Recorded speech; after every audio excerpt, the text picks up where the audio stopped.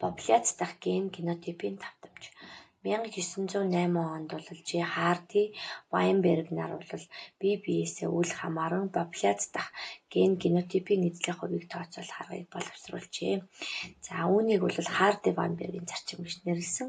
За энэ зарчим нь бол санамсаргүй үржил явагдах том популяцад генотипийн эзлэх хувь хэмжээг тодорхойлно. За хоёрдугаарт нь популяцийн гомозигот болон гетерозигот биеүүдийн давтамж үеэс үед доктортой хадгалагдана гэж үздэг байна. За бэлгийн үржлээр үржлэх популяцийн генетикийн бараг бүх онолын үндэс болдог юм зарчим байна. За генийн давтамжийг олохдоо бол доминант генийн давтамж P, рецессив генийн давтамж Q-гийн нийлбэр бол нэгтэй тэнцүү байна гэж болно. За генотипийн давтамжийг олохдоо бол доминант генотипийн давтамж P квадрат, рецессив генотипийн давтамж Q квадрат, за гетерозигот генийн давтамжийг бол 2PQ буюу эдгээрийн нийлбэрийг бол нэгтэй тэнцүү байхаар тооцоолдог байна. За Харди Вайнбергийн зарчим хэрэгжихгүй гэдэг нөхцөл байна. Үүнд бол генийн урсгал, мутац, байгалийн шалгарал, генийн дрейфүүд ордог байна. За генетик дрейф нь бол аллелийн давтамж өөрчлөгдөх үйл явц. За санамсаргүй тохиолдлоор зөвхөн зарим организм үржилт орсноор популяц дахь аллелийн давтамж өөрчлөгдөх үйл явцыг генетик дрейф гэж нэрлэнэ. Энэ үзэгдэл нь том популяцаас цөөн тооны бодвол тусгаарлагдах үед хүчтэй илэрдэг байна. Ингэснээр эволюцийн их популяцаас өөр чиглэлд явагдах боломжтой болдог. За түүнчлэн популяцийн хэмжээ огцон багасах үед генетик дрейфийн нөлөөгөөр бол хөнөөлт мутац популяцад бэхжиж болно. За тусгаарлагдсан популяцад тохиолдох эдгээр үйл явцыг бол үүсгэгчийн нөлөө гэж нэрлэдэг байна. За ингээ 2024 оны хувилбарт орж ирж байсан популяцийн генетикийн бодлогыг хэрхэн бодох талаар тайлбар өгье. За аллел генийн давтамж бол 0.4 гэж өгөгдсөн байна.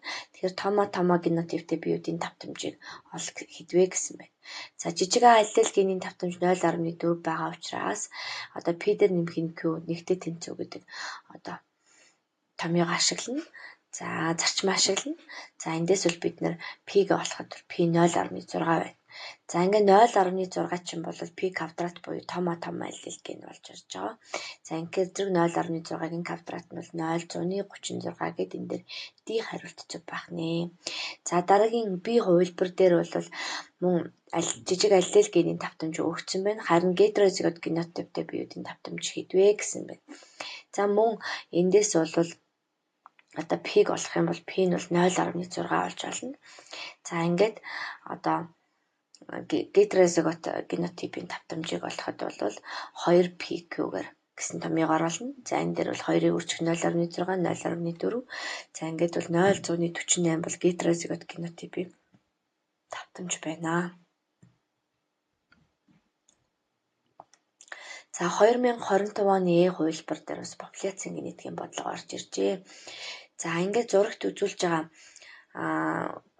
нөхцөлийг харах юм бол популяц дахь эхний зураг дээр байгаа популяц дахь том аллел генийн давтамж 0.8, жижиг аллел генийн давтамж 0.2 байсан байна. Тодорхой хугацаанд бол X хүчин зүйлийн нөлөөнд хүрсэний дараа бол тухайн популяцд байгаа жижиг аллел генийн давтамж бол 0.1 болж өөрчлөгдөжээ. За энийг бид дараах асуултуудад хариулж бодох нь байна. За доминант аллелийн давтамж P, рецессив аллелийн давтамж Q.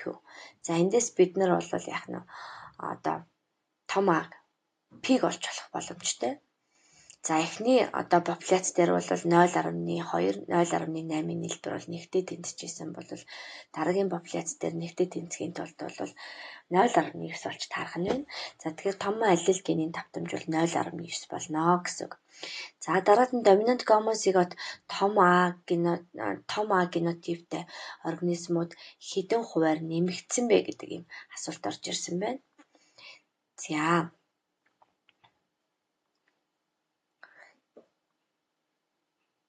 За хүүхдүүд та бүхэн бодлогын өгөгдлийг оруулбал яах нь бодлогыг бодсныг сайн хараад за эсдийн ерхий шалгалтын 2 дугаар хэсэг дээр хэрхэн бүгэлж мууддаг талаар бас ажиглаарай. За мөн энэ дасгал даалгавруудыг бас багш нь гүйлгчээ та бүхэн бас бие дааж ажиллаарай. Учрыг нь олоорой.